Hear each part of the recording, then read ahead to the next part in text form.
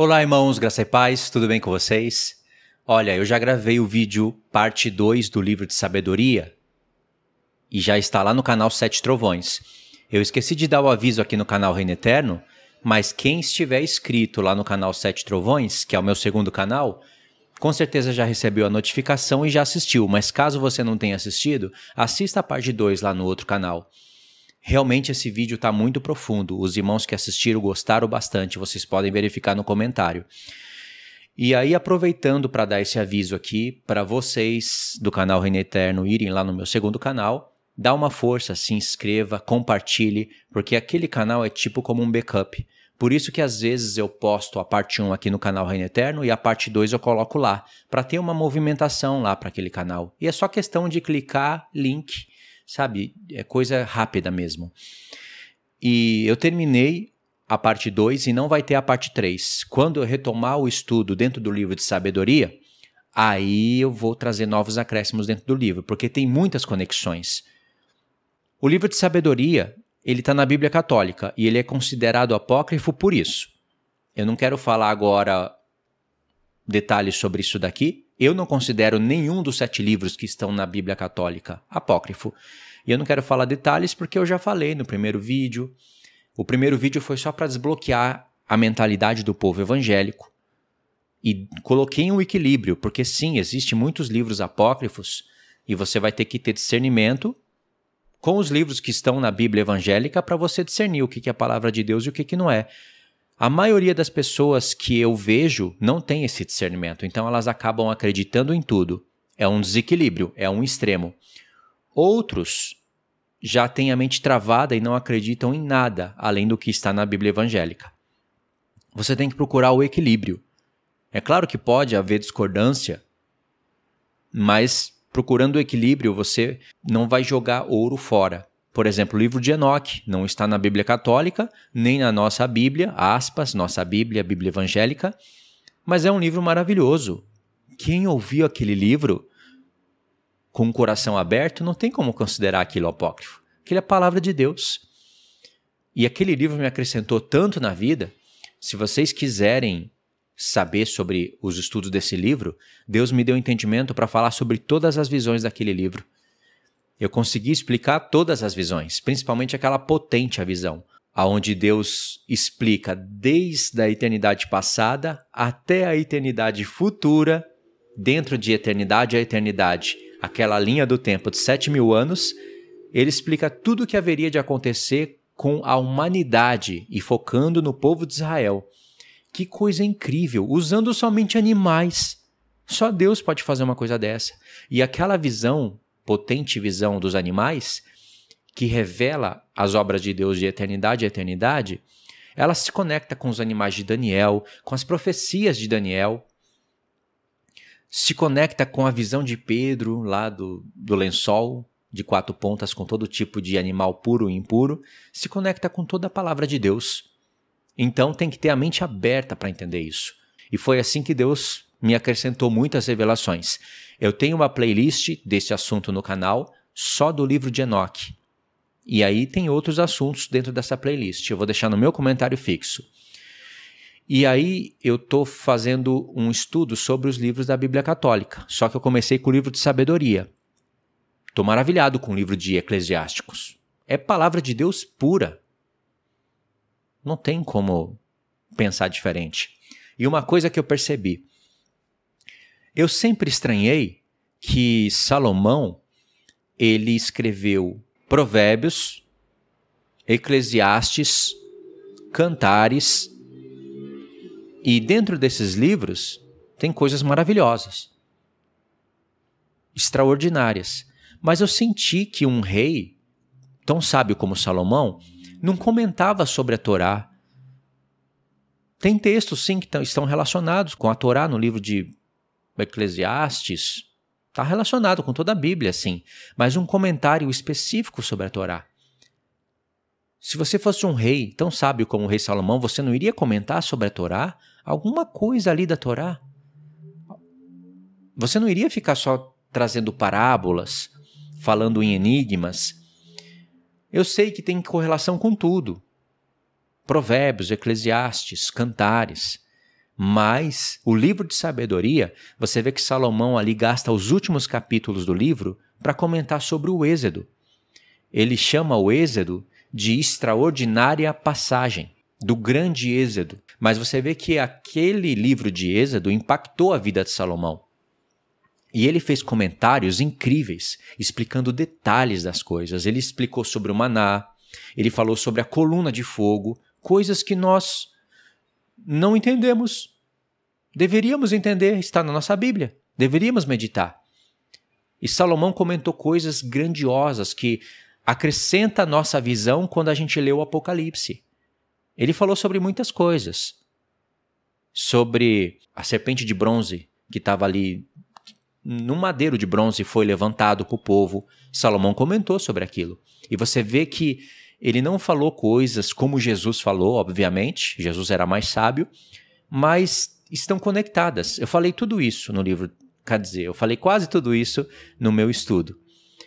Eu não comentei sobre todos os pontos, mas eu comentei sobre os pontos que eu achei os principais. E é engraçado que Salomão acaba, profeticamente, o seu livro de sabedoria no Êxodo. Lá em Apocalipse, nós vemos um Êxodo novamente. A história do Êxodo revivida. Em Apocalipse 12.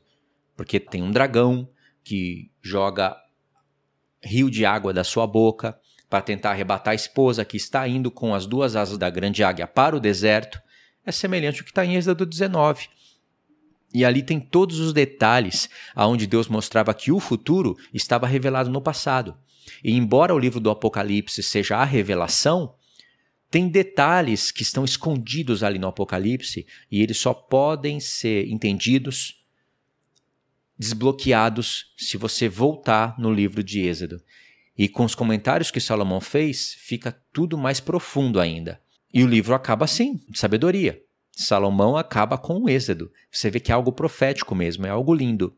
Então eu quero dar um acréscimo aqui para vocês, para finalizar esse vídeo. Um acréscimo que eu não falei em nenhum dos dois vídeos, tá bom? Vou ler o texto e vocês vão ver que profundo. Só com esses dois textos já gera um outro estudo maravilhoso. E é um estudo que desbloqueia a nossa mente.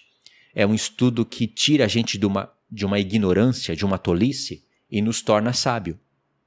Eu vou comentar para vocês. Apocalipse 21, dos versos 5 ao 7.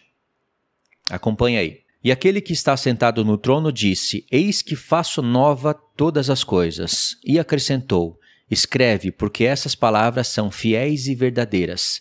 Só com essas duas expressões aqui, faço nova todas as coisas, e essas palavras são fiéis e verdadeiras, já nos linka com palavras, com frases dentro do próprio livro do Apocalipse e nos leva para os profetas. Só com essas duas expressões. Disse-me ainda: Tudo está feito. Eu sou o Alfa e o Ômega, o princípio e o fim. Eu, a quem tem sede, darei de graça da fonte da água da vida. O vencedor herdará essas coisas. Aqui é a frase que eu quero comentar. E eu lhe serei por Deus, e ele me será por filho. O vencedor herdará todas essas coisas. Por que o Senhor Jesus quis colocar esse texto aqui? O vencedor. Essa expressão aparece 7 vezes lá nas 7 igrejas. Quem estuda a profecia das 7 igrejas sabe as revelações cíclicas do Senhor. Existe uma linha do tempo linear e dentro dessa linha do tempo nós já temos algo organizado, mas dentro dessa linha do tempo você vai ver que Deus às vezes volta no passado, vai para o futuro, onde é o milênio, o 7º dia da criação, fala de coisas lá da eternidade, o 8º dia, e às vezes volta para o presente no qual está sendo escrito o livro, no qual o profeta está profetizando ou coisa semelhante. Então existe essa dinâmica na profecia do Senhor, mas dentro de uma linha linear. Essa linha linear, você percebe que ela se torna um ciclo, e esse ciclo é tipo como um redemoinho. Eu falei disso no canal, usando a vida de Elias. É um redemoinho que dá uma volta, faz um ciclo. Aí ele dá uma volta maior, é um ciclo de um segundo comprimento da profecia. E ele dá uma volta maior, às vezes é um terceiro comprimento de uma profecia. E ele dá uma volta maior, às vezes é um quarto comprimento e final de uma profecia. E é um ciclo de redemoinho que você, envolvido nele, ele vai te levando até você chegar ao céu. Claro que numa visão espiritual, mas também literal. Isso é muito profundo. Toda vida é por ciclo. As fases do sono acontecem em ciclo. Tem ciclos, 4 ou 5 ciclos ali que se você não tiver, você não tem um sono profundo. Toda vida é um ciclo. A palavra de Deus é revelada toda por ciclos. Ciclos sobre ciclos. Tem o ciclo diário, onde o sol nasce, o sol se põe. Tem o ciclo semanal, o ciclo mensal, o ciclo anual. E aí Deus cria ciclos de semanas, de anos, cria os ciclos de jubileus. Sim, cada 50 anos a história se reseta, mas Deus contou.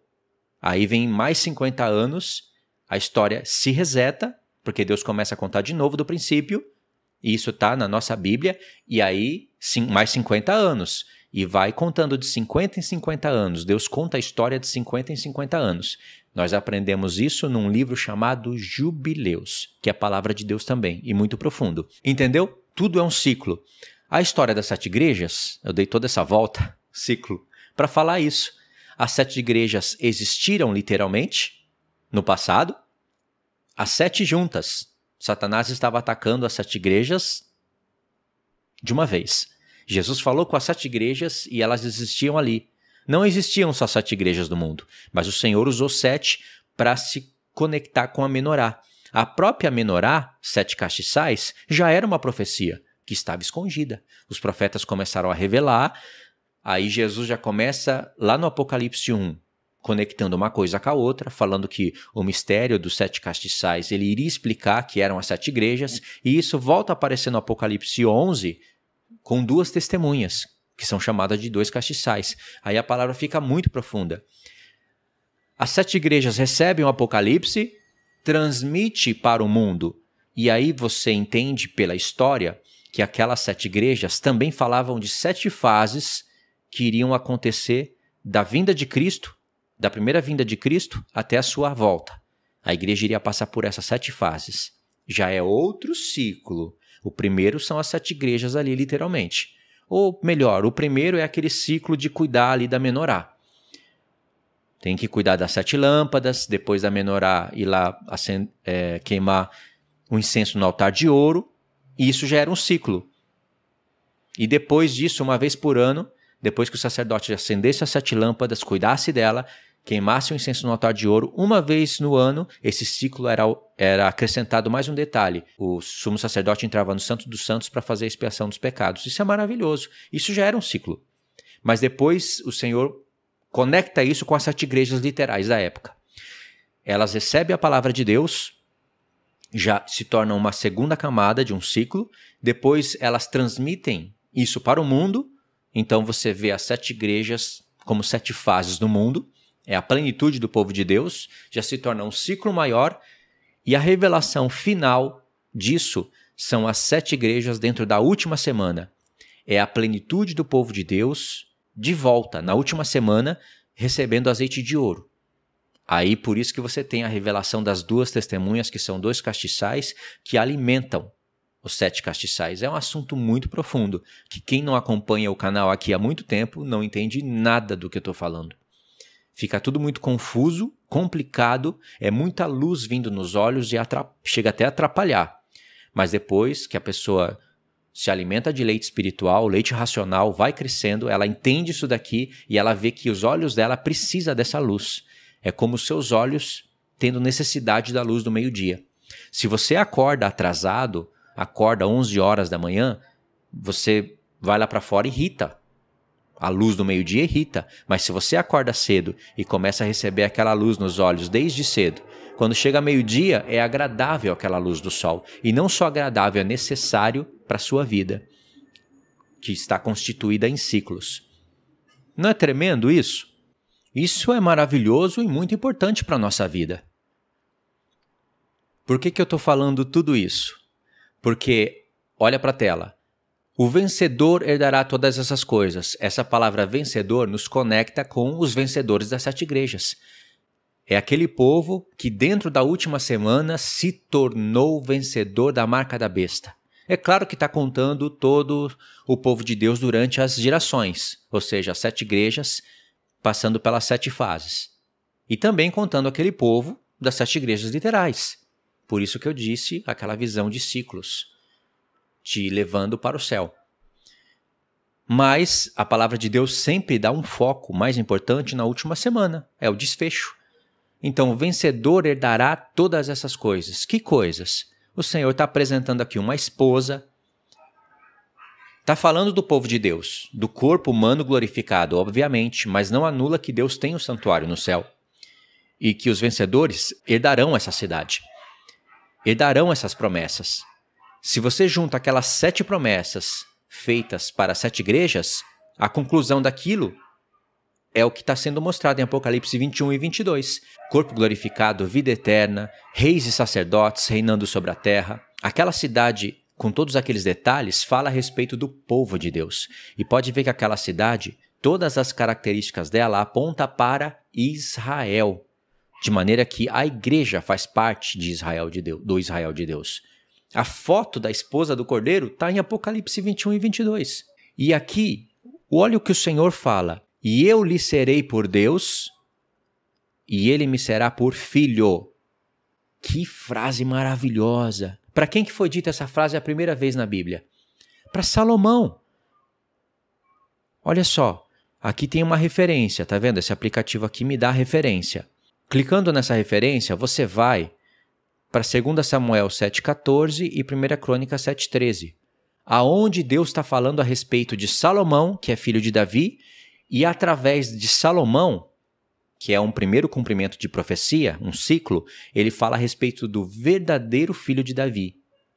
Não que Salomão é falso. Salomão é filho de Davi também, mas o verdadeiro é aquele que traz o cumprimento total da profecia, que é Cristo, filho de Davi. Entendeu? E só por esses 2 textos você entende que Salomão haveria de pecar. Deus sabia disso, mas Deus também previu que Salomão retornaria para a verdade. E após o seu retorno, ele escreveria Eclesiastes e Cantares. Como que eu sei disso? Usando somente os livros que estão na nossa Bíblia e prestando atenção no que eu estou lendo. Eu sei disso. Salomão escreveu Eclesiastes e Cantares após o seu retorno. Se tornou um idólatra, fez templos para suas esposas, nem dá para enumerar os templos. Se tornou o rei mais idólatra de todos os reis de Israel. Usou de uma ingratidão muito grande com todo o favor que Deus deu para ele. Mas se há arrependimento, há retorno. E se há um retorno, Deus restitui a sua glória maior do que era antes. É aqui que as pessoas se confundem, caem numa arapuca, num labirinto, na verdade, na teia de Satanás. Porque dizem por aí que Salomão se tornou um bruxo, principalmente a Cabalá, um bruxo misterioso. Ele é o pai da maçonaria, Salomão é um diabo. E tem pessoas que até param de acreditar em livros da Bíblia por causa desses filhos do diabo que usam a Bíblia para distorcer a palavra de Deus e tudo que é de Deus. O final disso daí é uma apostasia. Irmãos, a palavra de Deus é muito grande, porque quando Deus fala, eu vou falar aqui com a minha lembrança porque é estudo para outro vídeo para falar com detalhes. Quando Deus fala, Davi, você não vai me edificar a casa, mas o teu filho me edificará uma casa. Falou de Salomão, obviamente, mas a profecia num ciclo final que traz todo o cumprimento profético do que Deus havia falado, fala de Cristo. Mas Deus, mesmo falando de Cristo, falou de Salomão e disse, se ele vier a pecar, eu vou castigar ele com vara de ferro. Claro que isso está falando de Salomão. Aí Deus acrescenta, mas não retirarei dele a minha misericórdia. Não está falando de Cristo isso. Cristo não pecaria. Deus não falaria isso do seu filho. Se ele vier a pecar, eu vou castigar ele com vara de ferro. Por mais que a gente possa tentar entender que Cristo não pecou, mas os nossos pecados caíram sobre ele, então Deus castigou ele com vara de ferro, poderia até chegar nesse entendimento, não considero errado, não anula que Salomão pecou e foi castigado com vara de ferro. Mas Deus não retirou a sua misericórdia de Salomão, porque Salomão retornou para Deus. E isso é maravilhoso. É grandioso. Salomão é um rei muito sábio, foi um rei muito sábio. Nenhum homem teve tanta sabedoria como Salomão, e depois dele, nenhum homem se levantou com tanta sabedoria como Salomão, nenhum profeta, nem João Batista, que foi considerado maior que todos, até o da sua época, não foi mais sábio que Salomão. Só que você tem que entender que tipo de sabedoria que Deus está falando. Obviamente que Cristo foi mais sábio que Salomão. Nós somos mais sábios que Salomão. Sem mania de grandeza, sem se achar sábio aos próprios olhos. Nós somos mais sábios que Salomão. Eu já expliquei isso nos vídeos, o porquê disso. Não é porque nós somos mais que Salomão. Se nós estivéssemos na época de Salomão, talvez nem reis chegaríamos a ser. Nós não escreveríamos as coisas que Salomão fez. Talvez não faríamos as obras que ele fez. Mas somos mais sábios do que Salomão porque somos membros do mesmo corpo que ele é, só que num tempo mais avançado. Temos acesso a toda a história do próprio Salomão, tanto a sua queda como o seu retorno, os livros dos profetas, a vinda de Cristo, que ele não viu. Jesus, quando estava aqui na terra, ele falou: muitos reis e profetas desejariam ver esses dias. Por isso vocês são bem-aventurados. Nós não estávamos lá com Cristo, mas a vida dele está registrada para nós no Novo Testamento. Então nós temos acesso a todos esses registros, a todos os livros do Novo Testamento e o Apocalipse. E ainda estamos num tempo que é contado como última hora. Nós estamos vendo o Apocalipse em 3D diante dos nossos olhos. Obviamente que por conta disso somos mais sábios que Salomão. Entendeu? Só com essa explicação, escamas caem dos olhos de muitas pessoas. As que querem ver, as que têm olhos para ver, ouvidos para ouvir, coração para entender. E o que Deus está falando aqui com esse texto? Por que o Senhor quis colocar esse texto aqui, nesse lugar, e falar de Salomão, fazer uma referência para Salomão? Deus está falando aqui que ele vai colocar muitos Salomãos no reino dele. Você é um Salomão, eu sou um Salomão. Só que um Salomão numa versão muito mais avançada. Graças à vida de Salomão, obviamente, a vida de Davi, a vida dos profetas, a vida dos apóstolos, principalmente a vida de Cristo. Mas o Senhor está falando aqui: eu quero fazer todos vocês Salomãos. Qual é o significado do nome de Salomão? É Shalom. Shalom de paz, por isso que ele é chamado de rei de paz.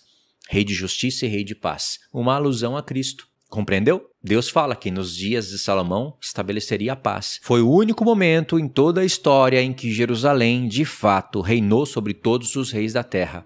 Ela foi chamada de cidade fiel, de cidade santa. Por isso que quando ela cai, começa com o pecado de Salomão, aí o pecado de Salomão se alastra para o povo de Deus, aí o povo de Deus quebra no meio. No meio não, né? Porque pelos desígnios de Deus ficaram 10 tribos para um lado, 2 para o outro. Aí o povo de Deus começa uma guerra civil, não é exatamente uma guerra civil, mas eles começam a fazer guerra um contra o outro. 2 casas brigando e essa briga vai até o fim. E aí depois Deus rejeita 10 tribos, ou seja, abre-se brechas no tabernáculo de Davi e essas brechas vão se abrindo até ir para a ruína. Mas Deus também fala de restaurar as brechas e trazer o tabernáculo à edificação, com uma glória maior. Essas profecias estão nos profetas. Então, por causa do pecado de Salomão, acontece tudo isso. Deus promete a restauração de tudo. E no processo dessas promessas que o Senhor vai fazendo, quando vai levantando os seus profetas, ele fala: Jerusalém, a cidade que era fiel se tornou prostituta. A cidade que era santa, agora olha como está. E vai denunciando Jerusalém. Vai comparando ela com muitas nações da terra e dizendo que ela é até pior que as nações da terra. Mas Deus promete restaurar Jerusalém.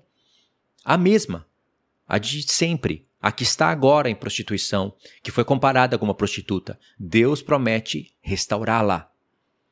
E ele vai cumprir. Compreendeu? Então Deus está falando aqui. Ele acabou de mostrar uma nova Jerusalém. Essa nova Jerusalém não precisa ser restaurada. Ela já existia desde a eternidade.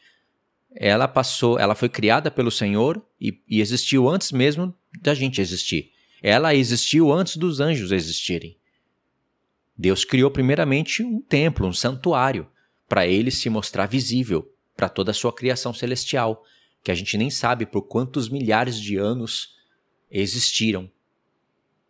Existem ainda, mas existiram na luz, sem trevas, sem as rebeliões no céu. Então Deus está falando aqui que o vencedor vai herdar todas essas coisas, vai fazer parte da família do céu. E é como se Deus estivesse falando, vou fazer de todos vocês como Salomãos. Isso tem a ver com o livro de sabedoria. Se você fica admirado pela sabedoria de Salomão, imagine com o que Deus há de fazer sobre nós. Já está fazendo, na verdade.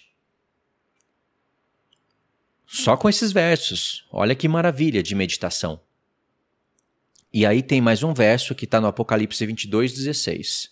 Olha que coisa linda, irmãos, a conexão de Apocalipse 21, do 5 ao 7, com todas aquelas explicações, com um verso em Apocalipse 22. Eu, Jesus, enviei o meu anjo para vos testificar essas coisas às igrejas. Ele já falou, ao vencedor herdará todas essas coisas. Vencedor conectou com os vencedores das 7 igrejas. Jesus enviou o seu anjo para testificar essas coisas às igrejas. Ele não quis colocar aqui as 7 igrejas, porque já fica subentendido. E o Senhor também não está falando só com 7 igrejas, ele está falando com a plenitude do povo de Deus que estava representada naquelas 7 igrejas, que está representada nos 7 castiçais, para você entender aquele mistério escondido lá no livro da lei, que uma vez desbloqueado, te desbloqueia o Apocalipse. Porque o Apocalipse ele foi construído em cima daquelas questões do livro da lei.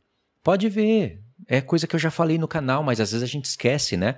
O livro do Apocalipse começa com Jesus com voz de trombeta, com aquela roupa de sumo sacerdote apontando para o dia da expiação e acaba nos tabernáculos. Não é lindo isso? As 3 últimas festas que faltam se cumprir. Jesus havia cumprido 4 já. E essas festas já se tornam ciclos, vai vendo aqui a minha mão, ciclos que no cumprimento final nos leva para dentro do milênio e depois para dentro da eternidade. As festas já são assim, porque eu disse, as festas já se cumpriram, as 4 festas. Elas se cumpriram porque em cada data específica aconteceu algo que muda toda a história da humanidade. Jesus morreu exatamente na Páscoa, já mudou todo o curso da humanidade, ele venceu, ele ressuscitou nas primícias. Por ele ter ressuscitado, já trouxe a vitória para todos os vencedores que seriam retirados da humanidade. Por ele ter derramado o Pentecoste no dia 50, já mudou todo o curso da humanidade. O evangelho agora haveria de ser pregado no mundo inteiro com um revestimento de poder. Mas, nessa linha do tempo, no mês 7, dia 1, não aconteceu nada. O livro de Atos não relata mais nada. Ainda que a gente hoje toque trombetas, anuncie o dia da expiação e a gente recebe expiação dos nossos pecados, mas ainda continuamos a pecar, não podemos pecar voluntariamente, mas pecamos, os nossos pecados são perdoados, mas haverá um dia sinalizado aonde 7 trombetas tocarão. Haverá, depois dessas 7 trombetas, o dia da expiação, onde nossos pecados serão eliminados uma vez por todas, e isso nos fará entrar dentro da festa dos tabernáculos. Olha que coisa grandiosa, maravilhosa. O livro do Apocalipse está em cima disso. E não é por acaso que em Apocalipse 1 tem as 7 igrejas, é a menorá. Em Apocalipse 8 você tem o altar de ouro, e em Apocalipse 11 você tem a Arca da Aliança. Essas 3 peças já era aquele ciclo de sacrifício contínuo, porque o sumo sacerdote tinha que, primeiramente, matar um cordeiro todas as manhãs. Após ele matar o cordeiro, que é Cristo, acender 7 lâmpadas. Em cada partezinha que eu estou falando já tem um leque de explicações literais e espirituais, proféticas. E depois que ele colocar 7 lâmpadas em ordem, aí ele queima o incenso no altar de ouro e aí fecha o ciclo, de manhã. Depois ele faz a mesma coisa à tarde. E isso todos os dias até sábado, até no dia de descanso. Uma vez por ano existe uma pequena alteração. Alteração não, um acréscimo.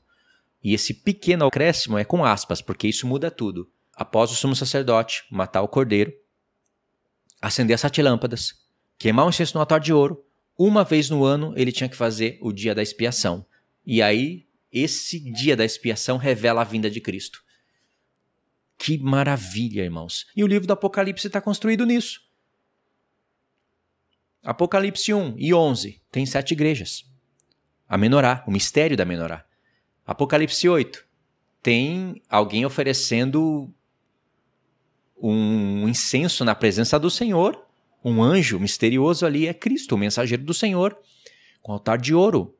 E no Apocalipse 11, no toque da última trombeta, a Arca da Aliança é vista, porque é o dia da expiação. Olha aí, esses mistérios estão escondidos no Apocalipse. E essa já é uma linha do tempo que se conecta com a linha do tempo das festas, que se conecta com outras linhas dos tempos que estão ali dentro do Apocalipse. Todas essas linhas dos tempos se agrupam e nos revela com exatidão os tempos. Não é lindo isso? E o cordeiro, que deveria ser sacrificado todos os dias? Esse é o acréscimo, o cordeiro deveria ser sacrificado. Esse cordeiro é Cristo. Pode ver que ele é apresentado no Apocalipse como um cordeiro como sendo morto. Mas ele estava ali, vivo. Um cordeiro como sendo morto é Cristo morrendo na Páscoa. Mas ele estava vivo, primícias. Tá vendo? As festas estão ali, o sacrifício contínuo está ali no Apocalipse, esses mistérios estão no Apocalipse. E aqui o Senhor fala, eu, Jesus, enviei meu anjo para vos testificar essas coisas às igrejas. Após ter dito isso, olha o que ele acrescenta. Eu sou a raiz e a geração de Davi, a brilhante estrela da manhã. Por que ele quis falar de novo de Salomão aqui? Falou de Davi também, mas falou de Salomão. Eu sou a raiz e a geração de Davi. A raiz de Davi, primeiramente, é Salomão, que depois nos leva para Cristo. A geração de Davi é o que aconteceu lá naqueles anos de Davi. Davi não viveu 70 anos? Eu acho que foi isso, né? Ele reinou por 40 anos em Israel. Viveu 70 anos, mais ou menos, eu não lembro aqui agora. Morreu com uma velhice boa, profetizou uma grande profecia antes de morrer. Então, Deus está falando. Tudo o que aconteceu lá no tempo de Davi e no tempo de Salomão, tudo aquilo era figura das coisas que eu estou apresentando aqui, que são coisas que os vencedores herdarão. Pode ver, o Senhor está mostrando aqui o tabernáculo caído de Davi restaurado de suas ruínas. Por isso que ele mostrou uma cidade, falando do seu povo, das duas casas unidas, formando aquela cidade. Não anulando a literalidade da cidade, mas mostrando a conexão do povo com aquela cidade. Deus criou aquela cidade pensando no seu povo, para a gente falar hoje sobre assuntos espirituais. Olha que coisa linda. Compreenderam? Isso daqui é um acréscimo sobre o estudo do livro de Salomão e teria como falar muito mais coisas aqui. Mas deu para entender, né? Anota esses textos, vou deixar no comentário fixo. Apocalipse 21, do 5 ao 7, com Apocalipse 22, 16. 2 vezes o Senhor quis nos lembrar de 7 igrejas, dos vencedores, de Davi e Salomão. E tem todo esse contexto aqui com a Jerusalém, com a Nova Jerusalém. Então, esse é o acréscimo. Se você não assistiu o vídeo 1 e o vídeo 2, assista. Com esse pensamento aqui, isso é uma coisa maravilhosa. Se você não conseguiu acompanhar todo esse entendimento, se esforça. Vai no canal, vai no campo de pesquisa do YouTube, coloca canal Reino Eterno e procura o tema. Tabernáculo de Davi, Nova Jerusalém. Vai procurando os temas que você está interessado. Ou então visita as playlists também. E você vai entender esses pontos aqui. E quando você entender, certamente a sua vida espiritual vai dar um giro de 180 graus. O seu amor pelas escrituras vai ser diferente. Me deixa saber nos comentários se você entendeu aqui o que eu quis dizer, tá bom? Então é isso, irmãos. Muito obrigado por ter assistido até aqui. Siga as minhas instruções ali no comentário fixo para os que contribuem na minha vida. Todo esse trabalho aqui eu faço com a contribuição dos irmãos. É oferta voluntária. Graças a Deus, Deus colocou no meu coração para nunca cobrar nada.